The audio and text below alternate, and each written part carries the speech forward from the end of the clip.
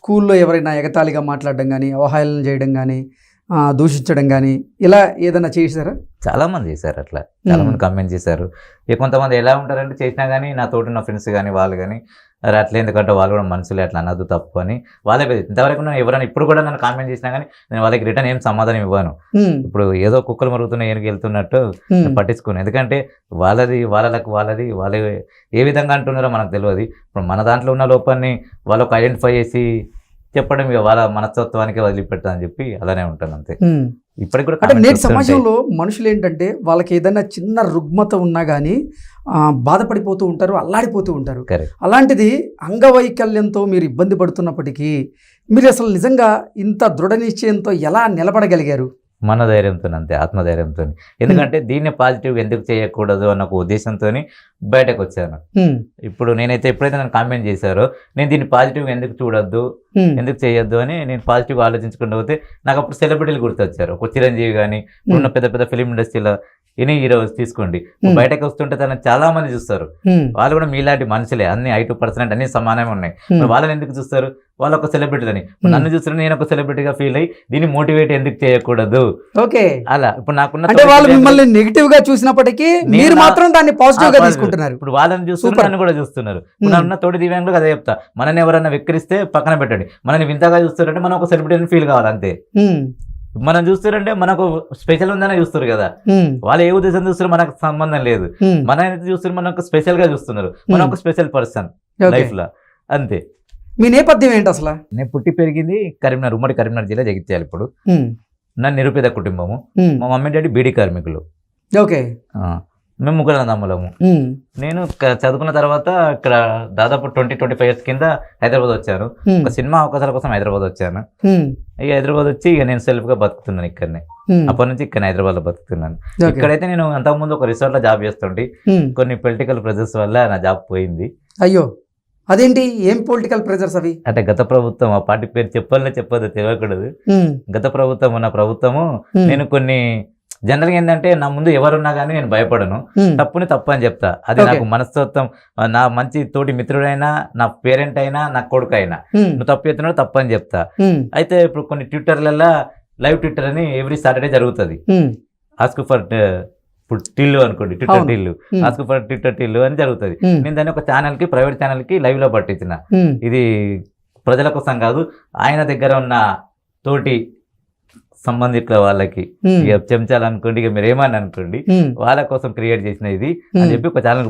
సమాజ శ్రేయస్ కోసం కాదు, ఆయన స్వలాభం కోసం ఈ ప్రోగ్రామ్ చేస్తున్నారు అన్నట్లుగా మీరు దాన్ని ప్రజల దృష్టికి తీసుకొచ్చాను.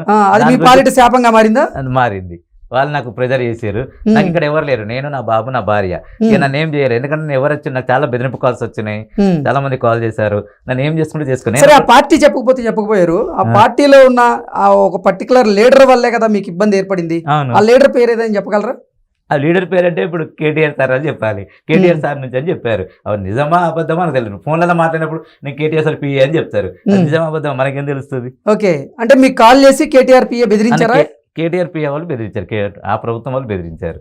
ఏమన్నారు అంటే ఏంటి నువ్వు ఇట్లా చేస్తున్నావు, ఇది కరెక్ట్ కాదు, నువ్వు అసలు ఉండాలనుకుంటున్నావా, పోవాలనుకుంటున్నావా, అట్లా అంటే నువ్వు ఏం చేసుకుంటే చేసుకోపో, నాకు లైఫ్ మీద గ్యారంటీ లేదు. నన్ను ఈ రోజు ఎవరైనా చంపుతా అంటే నేను నిరభ్యంతరంగా సరెండర్ అయిపోతాను. ఎందుకంటే మనిషికి రేపు ఏం కావుతుంది ఎవరు తెలియనప్పుడు ఎవరైనా వచ్చింది చావడానికి, ఇలా కాకుండా రేపైనా మనం చనిపోతాము.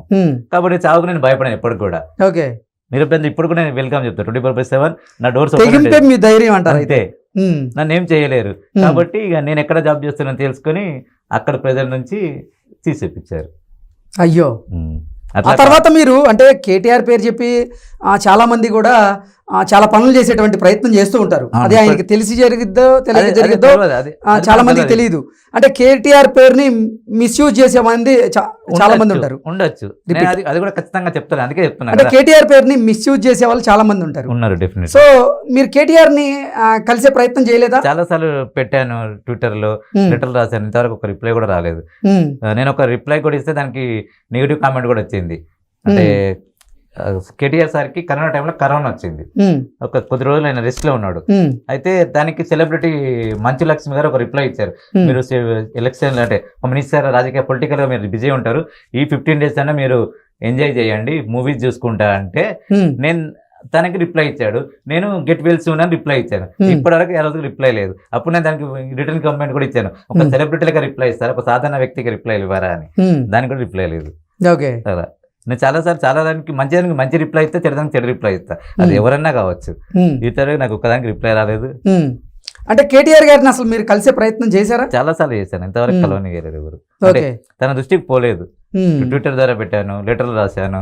ఇక అప్పుడు ఇక్కడ సచివాలయం ఉండే కదా, అంటే తన దృష్టికి గనక వెళ్ళుంటే కేటీఆర్ గారు మిమ్మల్ని కలిసేవారా అంటే ఏం చెప్తారు? కలిసేవారు, 100% అయితే కలుస్తాడు. ఓకే, ఒక మానవత్వంతో అయితే కలుస్తాడు, ఒక పొలిటికల్ గా అయినా లీడర్ అయినా కలుస్తాడు. అలా కలిసేవారు. కలిస్తే ఏమవుతుందనేది ఇక మనం ఇప్పుడు గెస్ చేయలేము. అప్పుడు నేను అడుగుతుండే, కలిస్తే ఏం అడిగేవారు మీరు? ఫస్ట్ నా జాబ్ గురించి అడుగుతుండే, ఎందుకు చేసారు ఇలా అని. అది నిజమా తెలియకపోతే పేరు పెట్టుకుని వాడుకుందని చెప్పి ఓపెన్ గా చెప్తుంటే అంతే కదా. ఓకే, అంటే జరిగిన వాస్తవాన్ని నేను మీరు కేటీఆర్ దృష్టికి తీసుకెళ్లే ప్రయత్నం అయితే చేద్దాం అనుకున్నాను కానీ కుదరలేదు.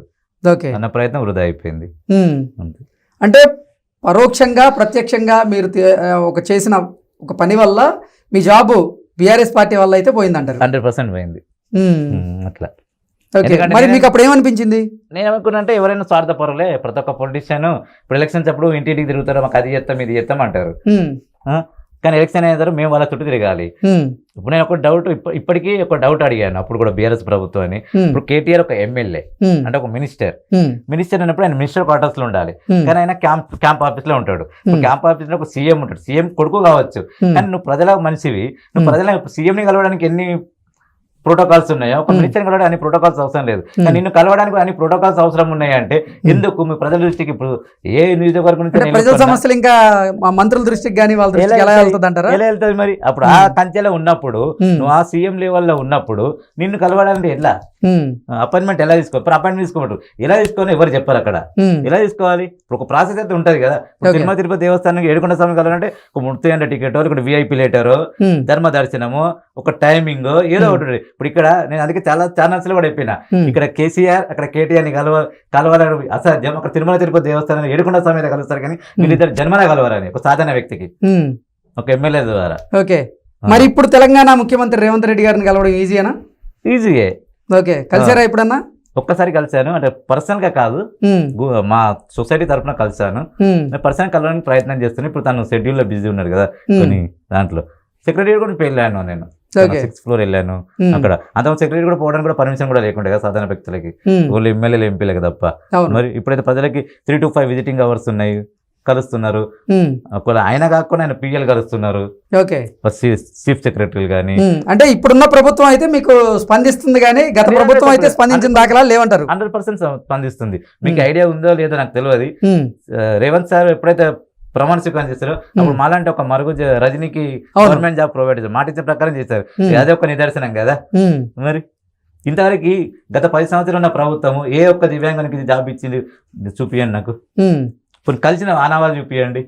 జాబ్ గురించి పక్కన పెట్టండి, మా గోడ ఇన్నది ఇక్కడ సెక్రటరీలో వీళ్ళని కలిసినాము అని ఒక్క దివ్యాంగులు బయటకు చెప్పమానండి, ఓపెన్ ఛాలెంజ్. ఇప్పుడు ఇంటర్వ్యూ చూసిన తర్వాత కేటీఆర్ కనుక మిమ్మల్ని కలిసే ప్రయత్నం చేస్తే మీరు వెళ్ళి కేటీఆర్ ఏం అడుగుతారు?